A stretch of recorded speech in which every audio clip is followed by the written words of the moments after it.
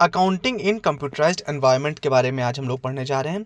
Accounting system जो है वो कई सारे फंक्शंस परफॉर्म करता है, जैसे कि बिजनेस ट्रांजैक्शंस को in form of accounting entries record करता है।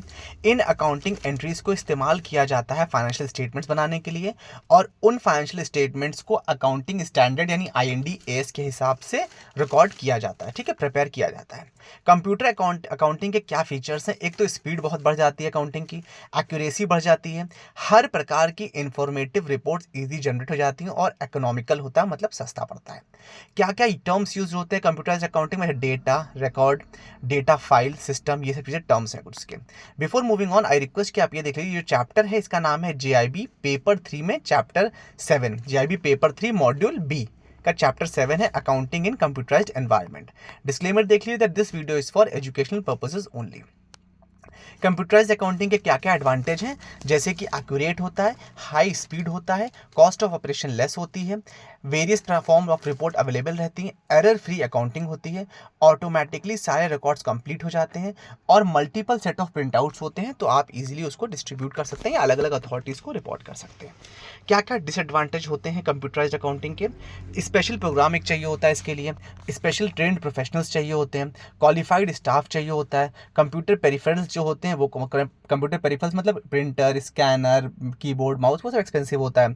हर इसको रेगुलरली बैकअप लेना पड़ता है इसका डेटा का, अदरवाइज डेटा जा सकता है, और कंप्यूटर वायरसेस का लगातार डर रहता है। ये कुछ सॉफ्टवेयर दिए गए हैं जो कि इंपॉर्टेंट नहीं, इसलिए मैंने हाईलाइट नहीं किया यहाँ पर। कंप्यूटराइज और मैनुअल अकाउंटिंग में क्या डिफरेंस होता है, बस ये देख लीजिए, इस चैप्टर में इतना इंपॉर्टेंट है। मैनुअल अकाउंटिंग का मतलब होता है ये वो सिस्टम है जिसमें फिजिकल रजिस्टर्स और अकाउंटिंग बुक्स जो होते हैं उनको फाइनेंशियल रिकॉर्ड्स के लिए यूज़ किया जाता है।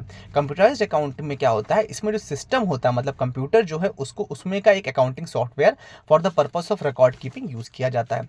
इसमें जो रिकॉर्डिंग है मैनुअल अकाउंटिंग में, वो ओरिजिनल एंट्री जो होती है वो बुक में होती है, ठीक है। Recording is possible through book और ओरिजिनल, मतलब जो ओरिजिनल एंट्री है वो बुक से, मतलब कि कहाँ से, जो लेजर वगैरह हमने पढ़ा था। और जो कंप्यूटराइज्ड अकाउंटिंग है इसमें सब कुछ कंटेंट बेस्ड रहता है, मतलब सब कुछ सिस्टम में रहता है। मैनुअल अकाउंटिंग में जो कैलकुलेशन है वो मैनुअली परफॉर्म होती है, कंप्यूटराइज्ड अकाउंटिंग में वो कंप्यूटर से ज़्यादा प्रेफर होती है। मैनुअल अकाउंटिंग की में स्लो काम करती है, मतलब धीमे, सब मैनुअली करो तो टाइम लगेगा, कंप्यूटर से मशीन कर रही है तो कंपेरेटिवली वो फास्टर होता है। मैनुअल अकाउंटिंग में जो एडजस्टिंग एंट्रीज होती हैं वो रेक्टिफिकेशन ऑफ एरर के पर्पज से डाली जाती है ट्रायल बैलेंस में। कंप्यूटराइज्ड अकाउंटिंग में आप रेक्टिफिकेशन ऑफ एरर्स नहीं कर सकते। मैनुअल अकाउंटिंग में बैकअप पॉसिबल नहीं है, कंप्यूटराइज्ड अकाउंटिंग में बैकअप कर लिया जाता है। मैनुअल अकाउंटिंग में ट्रायल बैलेंस है वो जब भी रिक्वायर्ड हो, जब नेसेसरी हो तब बनाया जाता है, और ये कंप्यूटराइज्ड अकाउंट में आप जिस मोमेंट चाहो तुरंत आप इंस्टेंट ट्रायल बैलेंस आप डेली बेसिस पे निकाल सकते हो। मैनुअल अकाउंटिंग जो होती है उसमें जो फाइनेंशियल स्टेटस स्टेटमेंट्स होते हैं वो क्वार्टरली या एनुअली या हाफ ईयरली प्रिपेयर किए जाते हैं, और जो कंप्यूटराइज्ड अकाउंट उसमें add a click off button, तो इधर क्लिक बटन किया आपने, उधर आपके सारे रिपोर्ट्स या फाइनेंशियल स्टेटमेंट्स बनकर तैयार हो गए। कोर बैंकिंग कंपोनेंट्स की बात करते हैं। कोर बैंक कंपोनेंट्स में क्या क्या चीज़ें आती हैं? पहली चीज़ आती है कोर बैंक फाइनेंशियल इंस्टीट्यूशन का इंफ्रास्ट्रक्चर, उसके बाद कस्टमर मैनेजमेंट और कस्टमर ओवरव्यू का प्रॉपर कोर बैंकिंग, उसके बाद अकाउंट का एडमिनिस्ट्रेशन पर्पस कोर बैंकिंग, फिर पेमेंट संबंधित कोर बैंकिंग, और फिर मैनेजमेंट इन्फॉर्मेशन सिस्टम जो होता है वो भी कोर बैंक का ही पार्ट है। कोर बैंकिंग के क्या क्या एडवांटेजेस हैं? एक तो ये इंटरनल स्टाफ को बहुत कॉम्पिटेंट बना देता है, ह्यूमन इंटरवेंशन को मिनिमाइज कर देता है, फ्रॉड्स को प्रिवेंट करता है, ऑपरेशनल कॉस्ट को रिड्यूस करता है, जो चेंजिंग कस्टमर डिमांड्स है उस हिसाब से कंप्यूटर्स को धीमे धीमे चेंज करता है, ठीक है। डिसीजन मेकिंग जो है वो बहुत फास्ट होती है, एनालिटिकल होती है, और फैसिलिटी अच्छा करता है। लास्ट आता है इन्फॉर्मेशन सिक्योरिटी। इन्फॉर्मेशन सिक्योरिटी का मतलब है कि सिस्टम्स को अनऑथराइज्ड एक्सेस से बचाना, जिससे कि डिस्क्लोजर से बचा जा सके। इन्फॉर्मेशन सिस्टम सिक्योरिटी का मतलब है ये जो मेनली है सभी स्टाफ के लिए, जो फर्स्ट लाइन सपोर्ट स्टाफ है, और जिससे कि इसमें जो डेली बेसिस पर ऑपरेशन जो एफिशिएंटली हो सके, सिक्योरिटी पॉलिसीज फॉलो हो सके, स्टैंडर्ड प्रैक्टिसेस बनी रहें।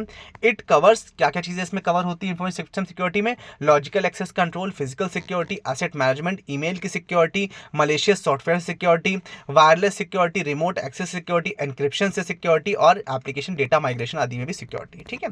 With this we have come to an end of this chapter. I hope you like this session. Do like, share, subscribe and don't forget to comment.